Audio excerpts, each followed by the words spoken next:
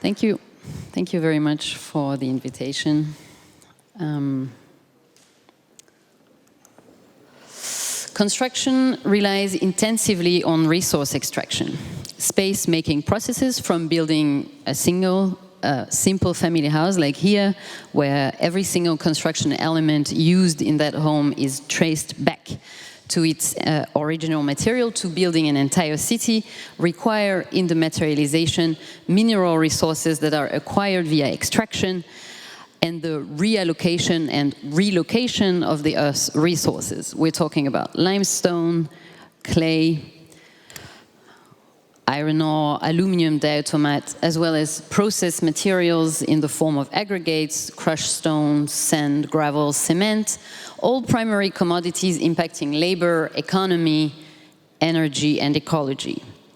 If less damaging materials are emerging, it is still concrete, sand, brick, steel, and glass that remain the most prevalently used in construction, along with a myriad of petroleum-based products, of course. All these metals are violently extracted and then processed via energy-intensive methods to become the architecture of our lives. Yet we know we have to problematize the role of materials in architecture, in design, in real estate, because we must face the constant increase of consumption of construction material, exponentially rising in the past decades, picking up again after the 2008 crisis, as we see on this diagram. In Germany alone, the construction of buildings caused some 40% of CO2 emission, 52% of our waste production, and consumes 90% of mineral, non-renewable raw materials.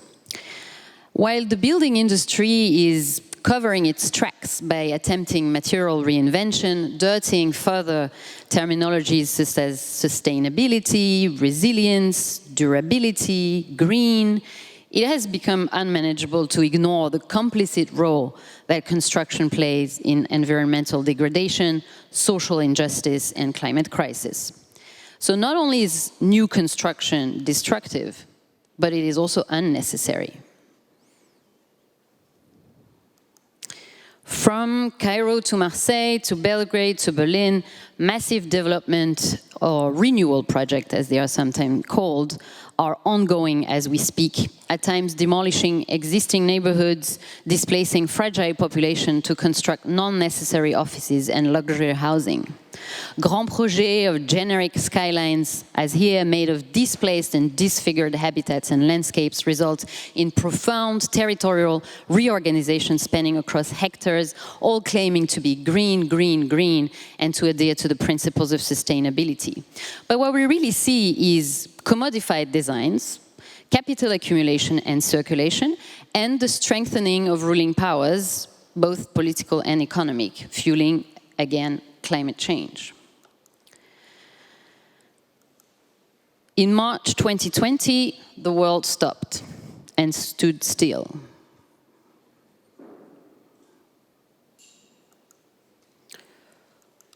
But not everything stopped. Construction sites largely kept operating, with some adjustments here and there, perhaps masks. And the first lesson the coronavirus has taught us is also the most astounding. We have actually proven that it is possible, in a few weeks, to put an economic system on hold everywhere in the world, and at the same time, a system that we were told it was impossible to slow down or redirect. This is a quote from a text by French philosopher Bruno Latour, published in March 2020, amidst a global lockdown. He calls for a reset, arguing that if everything is stopped, everything can be questioned, banned, selected, sorted, interrupted for good. But as construction sites kept operating, the pause offered by the pandemic to question our societal model, as advocated by Latour, did not happen. Critical questions about the built environment remained unaddressed. Worst, post-COVID, what we've seen are new policies being put in place that stimulate an increased demand for mineral for built infrastructure, even called green infrastructure, cloaked in a narrative of progress.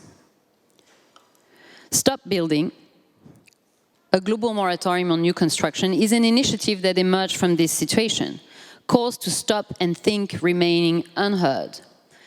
Its first step takes the form of roundtables, from which I'm drawing today. If the moratorium is first a provocation to think, it is also a very serious call to act upon the reality of our extractivist practices, what Françoise Vergès calls extraction and exhaustion, not as a byproduct of capitalist accumulation, but in fact as capitalism's modus operandi. The racial, social, and environmental damage that comes intrinsically with using resources means that building is a choice of destruction. A drastic change to construction protocols is necessary. The suspension of new building activity must be enforced at least for a period of time. Building moratoriums have been used globally to halt the construction of a project or of projects, or demanded to stop controversial developments. Building moratoriums are usually imposed by cities, by local governments, or national courts, and for a variety of reasons. Moratoriums can be short-term or indefinite, depending on the project and the area. Precedents include the Costa Brava, the Baleares, Barcelona, the US, Singapore. We argue that halting construction, even if temporarily, shall suspend the race for discounted materials while questioning the narrative of progress and techno-positivism established around capitalist societies. Building without an end in sight is the diktat and the jurisdiction of modernity, and we must precisely question the growth imperative of the construction industry. For instance, here is the example of Tokyo, studied by our colleague Noboru Kawagishi. Office space construction in the Japanese megalopolis is exponential, what you see in pink, even though needs are shrinking, with home office practices and vacancy rates increasing in green. A moratorium would allow seeking alternatives to real estate as the sole relentless economic motor, as well as inspect what the re-evaluation of what not constructing could bring. Of course, there is a need for nuance. How can we, polluting, privileged countries, ignore contextual complexity and call for a blanket policy? Who is to stop building and what? During one of the roundtables discussing the moratorium, South African architect Ilse Wolff showed that image of a self-initiated construction, a woman building a matjehuis, a mat house, a traditional home of the Nama people in South Africa, as a way to interrogate the validity of a global call. Because not all countries are equally equipped in terms of housing and infrastructure, with perhaps overbuilding on one side and lack of housing on the other, one could assume that a new construction moratorium should be limited to extractive nations with a consolidated building stock, like ours, basically dividing nations along GDP lines. The moratorium could thus be dismissed as prejudiced. Of course, here there is a need to look closely. As with colleagues, researcher Omar Nagati and Best Tracker, who said in Cairo there are 12 million vacant units. Of course, these high vacancy rates are grounded in locally specific conditions, such as outdated rent control laws, proactive suburban development state programs, and lack of trust in banking institutions. Yet these numbers complicate the equation and show the need and the urgency to assess our existing housing stock everywhere. New societal and ecological values could be higher than the value of constructing, argues Sarah Nichols, our colleague of Rice University. Against the post-wars mindsets of a world without scarcity that still drives the production of the built environment today, a global moratorium on new construction shall function as a reset to address the looming question. Can there be construction without harm? Along these lines, we're also thinking about what is to happen to the labor force involved in construction, at times a fragile, undocumented population. Nichols proposed to employ this workforce in surveying existing stock, for instance during a year, and also to engage in maintaining what exists. Under the building moratorium, the construction world would shapeshift toward a continuous labor of care, expanded beyond the momentary. Not building anew shall force societies to confront the past and engage with the existing stock to move forward. To stop destroying our resources, the disempowering current economic model of development needs to be put in question. If new construction stops, even for a short while, not only the current built stock shall be revalued, buildings, infrastructure, materials, but also all the values of its supporting care labor and those who carry it.